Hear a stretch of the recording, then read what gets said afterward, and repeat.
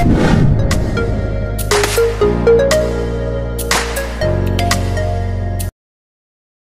magandang araw, isang magandang buhay. Isa na naman pong makabuluhan ng inyong programang Boses ng mga Kagawaran ng ating pamahalaan. Ako po ang inyong lingkod, Tita Ara Cutter, the one and only ikip ng bayan. Dito lamang po yan sa Balitang Northern Luzon. At ang ating pong makakapanayam sa mga oras na ito ay walang iba kundi ang District Engineer ng Pangasinan District 2. At syempre walang iba po kundi si D.E. Edita Manuel. Naimbag nga aldaw kanya, madam. Naimbag nga bigat mo, ma'am, ikit. Naimbag nga bigat dayamin, dagito buy-buya, dagito fans tayo, buong Pilipinas. Good morning sa inyo lahat. Good morning po. At dahil dyan, huwag na po tayong magpaligoy-ligoy. Diretso na po tayo sa ating mga katanungan sapagkat napakarami po ng ating itatanong sa araw na ito. Maaari po ba namin tanungin ang inyo pong mga PPP o ito pong ating tinatawag na plans, projects, and programs sa inyo pong distrito? Sa aming distrito ngayon, hawak po namin ang 2 district ng Pangasinan, wow. 2nd and 4th Congressional District. At sa ngayon, ang aming budget ay mapatak po ng 2.3 billion pesos sa buong taon for 2024. That includes yung mga outside infra natin, mamikit. Pag sinabi nating outside infra, kasali na dyan yung mga other agencies na kami po yung naatasang mag-i-implement since tayo po yung implementing arm ng ating gobyerno. Yan yung mga school building at saka mga farm-to-market roads. Yes po. Maaari mo ba namin tanungin, ito pong 2.3 billion na ating pinag-uusapan na budget, ay ito po ay sa District 2 lamang o kasama na po dito ang District 4 na hawak ninyo? Overall na po yun, ma'am. Overall na po.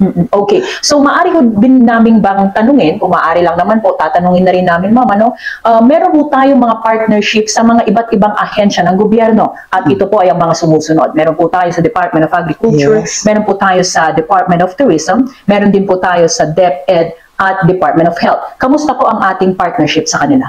So far, wala kaming problema kasi constant coordination ang ginagawa namin with DA, DAR, DOH at saka DOT. Napakaganda po ang isang opisina na nakikipag-coordinate at nagkakaroon ng smooth na implementation ng ating mga projects. Nabanggit niyo po kanina yung inyo pong proyekto na kung saan ay tinatawag po nating farm-to-market road. Kamusta na ho ang ating mga farm-to-market road sa ngayon? Sa ngayon po, ang ating farm-to-market roads ay meron po tayong 11 projects. At lahat po ngayon yan ay marami na rin, may mga ongoing po lahat yan. Actually, dito po sa aming distrito, lalong-lalo na dito sa 2nd District ng Ikit, ang aming farm-to-market roads ay hindi po, ibang-iba po siya. Kasi, paanong pagkakaiba? Ang ating carriageway po ay 6.10 meters. Tapos, may po siyang shoulder na 1 meter on each side, kaya magiging 8.10 meters. Napakalawak po, kaya kahit na magkasabay ang dalawang sasakyan, pasok na pasok, hindi po nagkakaroon ng problema. At syempre, hindi naman natin alam ang takbo ng buhay ng isang farmer. Maaring makabili siya ng malaking truck niya, yun ang kanyang gagamitin para pang-deliver ng kanyang produkto. Kasyang-kasya rin po doon. Noong una po, napakahirap talagang mag-implement kasi ang mindset ng tao, lupa ko ito, bakit ko i-donate sa bayan o sa gobyerno? Wait lang, donasyon po ito ng ating mga farmers? Yes po, yung may-ari po ng lupa na makukuha dun sa right of way natin, i-donate po yun. Baknang? Ganon. Siyempre, pag nakita nila yung kalsada nila maluwang, pwede pa nilang gawin dryer. O diba? Double purpose. Pwede pa nilang gamiting multi-purpose. Halimbawa, may sayawan sila, Christmas. Doon na lahat kasi medyo maluwang at saka mahaba. Maganda. Makikita mo yan, Ma'am Ikit, at tayo ay mag-inspection later. Sige. Gusto ko makita yan at makita natin kung totoo ho ba yung inyo pong sinasabi na 8.10, Yes. Ang luwag. Maluwag. Wow. Talaga, tama, kasya ang dalawang sasakyan doon. Papunta at pabalik. Pero ngayon po, napag-usapan na rin naman ho natin ng FMR. Ma'am, siguro pag-usapan na rin ho natin ito pong mga iba pang proyekto, na kung saan po, ito pong mga multi-purpose hall naman ng mga iba't ibang request na barangay dito po sa District 2 at District 4? Napakarami din po naming multipurpose buildings. Pag sinabi po natin multipurpose building, meron yung barangay hall, pwede siyang covered court. At yun po yung kailangan na kailangan talaga ng mga barangay officials natin at nire-request po nila yan. At yung iba na pupunduhan naman natin, sunod-sunod. Napakalaki po. Meron pa tayong meron kaming isang project na pinatayo dito sa mga taram at makikita mo rin mamaya, nadadaanan natin. Para siyang CR na pagkalaki-laki. Ayun, wow ah. Pero kung hindi ako nagkakamali, ma'am, ito ay partnership between congressman at DPWH kapag mga multi-purpose hall. Yes po, meron silang kung ano po yung request ng mga ating mga barangay captains, mayors. Inaayos po namin yung mga plano at naayon din po yun sa pumapayag din ang congressman, ganito ang gawin natin, ganito. Kaya nagkakaroon po kami ng collaboration. That's good. Until such time na ito ang gusto natin, ganito. Medyo malaki kasi malaki na rin ang ating barangay at kailangan na rin ng malaking barangay hall kung sakaling may meeting, may mga occasion, events. Speaking of malaki, syempre malaki din po ang budget kapag ang pinag-uusapan po natin ay road widening, ma'am? Kamusta po ang inyong road widening naman? Meron kaming mga road widening. Halos lahat naka-road widening na kami. Ang isa na lang na ginagawa ngayon, although hindi naman kami ang nag-implement regional office, pero it's within my jurisdiction. Yun yung Pangasinan Tarlac na yun yung gusto ng congressman natin na umaabot tayo sa 30 meters na road right of way. Napakaluwag, meron siyang shoulder, 4-lane, at meron ding slatted drain. But of course, itong mga road widening na to, it will take time. Yes. Hindi yan isang taon, dalawang taon. It's a multi-year project talaga, ma'am. At saka, ang right of way natin dyan, malaki rin. Kasi, if it is within the national road talaga, we have to pay. Oo po. Bibilhin talaga natin yung naka-encroach. Babayaran natin lahat yan. According to sa ating gobyerno, kung ano po yung market value, yes po. Ang ibabayad natin. Okay. Ma'am, alam ho natin na under the critical projects ng DPWH, if I'm not mistaken, please correct me if I'm wrong, alam naman ho natin na napapalibutan po ang Pangasinan ng tubig. At isa po sa critical projects natin ay ang flood control. Yes. Mangilan-ngilan po sa munisipyo ng iba't ibang parte ng Pangasinan, merong nababaha. Dito po sa Lingayen, kamusta po ang flood control natin? Meron tayong project dito sa Lingayen din. Actually, that is for 2025. Pero yung mga previous projects din natin dito sa Pangapisan, meron din po. Marami rin po tayo along Agno River, which is a major river sa atin sa buong Pilipinas. Sa mga taram, meron din tayo. Aguilar, meron din. Actually, for 2025, marami din kami mga proposals. Hopefully, mapunduhan lahat yun. At napakaganda rin yung dito sa, makikita mo rin mamaya kung mapuntahan natin, yung isang barangay na namumblema yan parati kasi nagkakaroon sila parati ng flash flood. Mga taram kasi merong bundok dyan. Yes po. Hindi man umuulan dito sa atin, sa taas umuulan. Kaya nagkakaroon yan ng flash flood parati. Kaya meron po tayong mga flood control. At nagpapasalamat sila kasi this year, hindi sila binaha. That's good to know. At least ito rin po ay isang proyekto ng ating administrasyon sa kasalukuyan, ang flood control. At inaayos natin konti-konti. Yes. Hindi naman yan biglaan, hindi yan magic. Hindi po one time yan na masosolve ang flood control problem natin. It will take years, pero at least nami-minimize. Yun, oo. At syempre, alam naman ho natin talaga, ma'am, na itong mga nagdaan na bagyo, nung nag-inspect po ang ating Secretary Bunuan, nakita talaga natin na ang problema ay disiplina ng tao sa basura. Yes. Aminin na ho natin yan. True yan, Mamikit. Maraming factors ang flooding sa Pilipinas. Yes. At isa yan, basura. Yung mga waterways na kailangan na nating i-dredge dahil silted na rin. At marami na rin mga nakatira sa ating mga along the riverbanks. Totoo po yan, ano. Dumami ang populasyon, dumami ang problema natin sa basura, at ibig sabihin din po niyan, kailangan mo talaga nating solusyonan. Yes, sumasabay tayo. Servisyohan natin sila. Dapat sasabay tayo sa development talaga. Ayun, tama po. At dahil dyan, eto na, kung meron tayong flood control, syempre kasama po dyan ang drainage, ano? Kamusta naman po ang drainage? Ang drainage namin ngayon, ma'am, napakalaki. Malaki talaga kasi malaki na rin ang volume ng tubig na Ayun, oo. bumabagsak sa atin. Pag sinabi mong malaki, gano'n na po ba kalaki kumpara noon? Almost times 2 na tayo sa dati sa conventional natin. Kung makita nyo ang Dagupan City, ang laki-laki po yung ginagawa naming drainage. At nakita nyo rin na hindi rin baha. Effective din po. Opo, ano.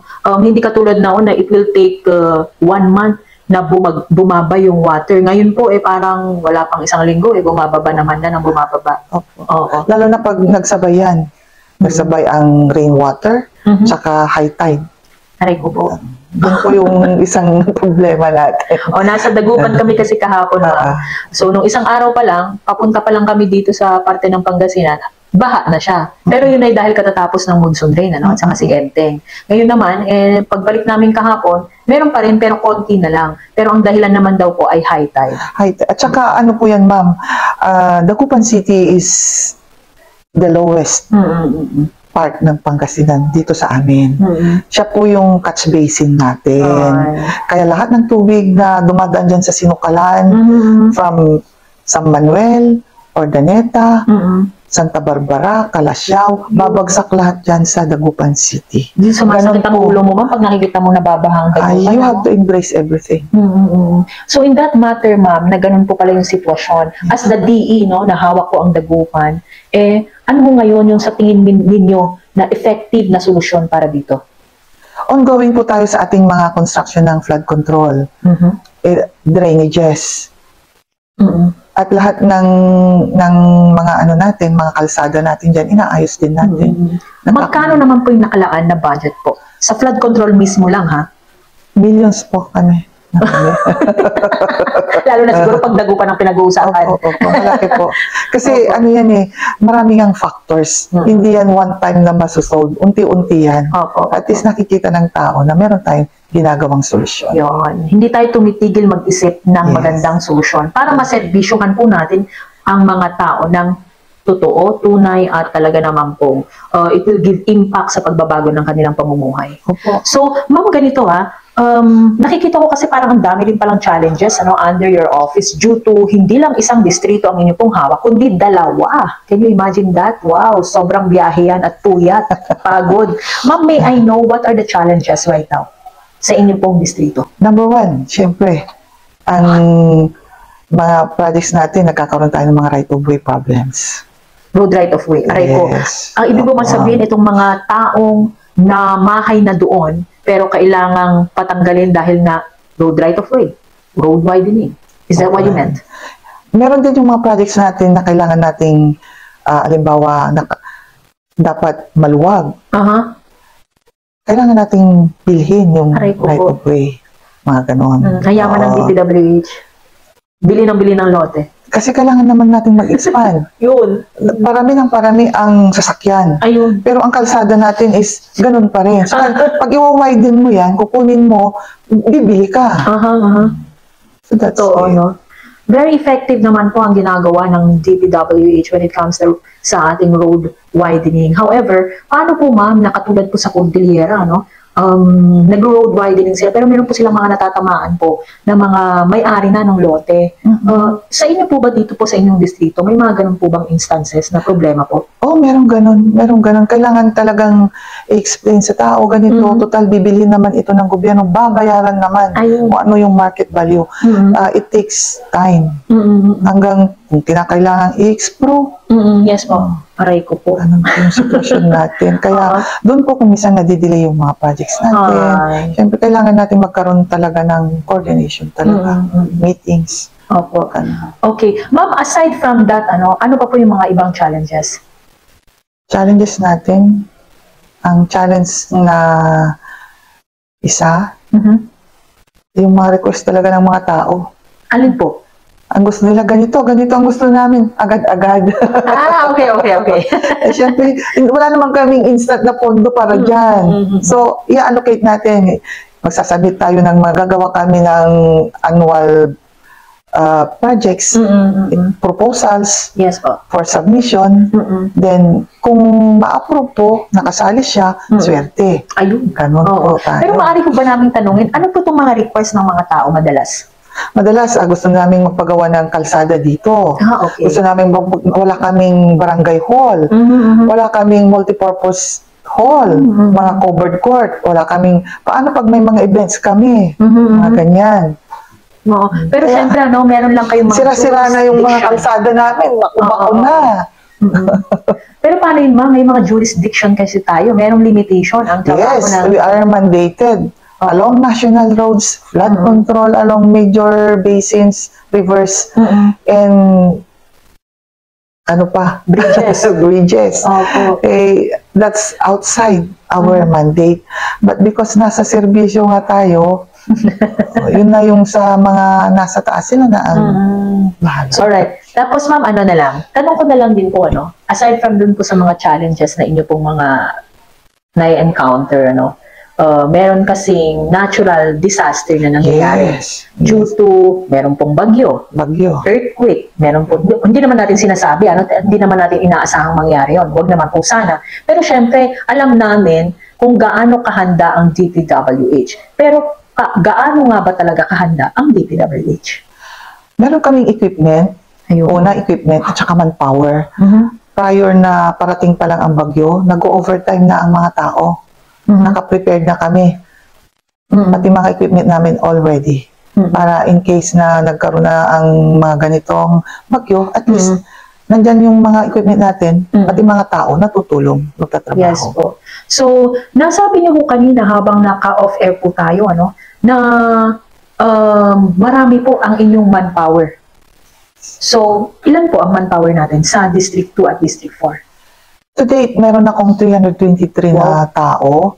That includes yung mga roadside people natin. Pag sinabi natin roadside maintenance, yun po yung mga kaminero natin na nadadaanan ninyo, na nagtsatsaga, na naglilinis sa mga kalsada natin, nag-aasfalto, nagpapatching. Sila po yung mga tao natin sa labas. Meron din kaming mga field engineers, meron kaming mga clerk, job order personnel, para lang po maganda ang takbo ng opisina natin. So, ma'am, kamusta naman po ang inyong employment? Kasi marami pong nagtatanong sa amin, mga nanonood at mga nakikinig, na inaabangan ang aming interview sa DPWH. Kasi marami tayong mga kaibigang architect and engineers na kagagraduate lamang po. At yung mga iba naman po ay umalis at gustong umalis sa mga private companies. Meron po ba kayong mga job hiring ngayon? So far, sa ngayon katatapos ko lang nag-hire. Oh, I see. Nag-hire ako ng mga engineers, mga ITs. Meron din akong mechanical engineer, electrical. Okay. Kasi kailangan din namin. Oo naman po. Lalo na ngayon at digital na tayo. Yes. Kung sino po yung gustong mag-apply, open po ang office namin. Total, nakakaroon din kami ng interview. Ayun. Opo. Accepted. Open naman ang office namin. Hindi naman natin alam. Malay mo, di ba? Matanggap sila. Yes, lalo na nagkakaroon tayo ng proposal for right sizing sa Department of Public Works and Highways. Yes po. Ma'am, bago po magtapos ang ating talakayan ngayong araw na ito sa boses ng mga kagawanan ng ating pamahalaan, maaari po na namin kayong mahingan naman ng mensahe sa ating pong mga tagapanood at tagapakinig. Or kung meron pa po kayong mga pahabol na anunsyo. Sa lahat ng mga nanonood o nakikinig kay Ma'am Ikit, maraming salamat sa pagkakataon na binigay mo sa amin. Kami po sa DPWH Pangasinan 2nd ay nandito lang po, katuwag ninyo, kasama ninyo, kapatid kapuso. Maraming salamat. Ayan. At meron na naman po kayong natutunan na maaari niyo pong ibahagi sa inyong kapwa o dili naman kaya ay i-apply sa inyong sarili. At kung sakali man po na kami ay nagkulang sa impormasyon, kami po ay humihingi ng tawad sa inyo. Pero wag po kayong mag-alala dahil sa mga susunod po na araw o mga buwan ay maaari na naman po namin kayong bigyan ng isang impormasyon na maaari niyo pong mapakinabangan. Ako po ang inyong lingkod, Tita Ara Cutter, the one and only Ikit ng Bayan sa Balitang Northern Luzon. At kayo po yung nanonood sa programang boses ng mga kagawaran ng ating pamahalaan. Maraming salamat po.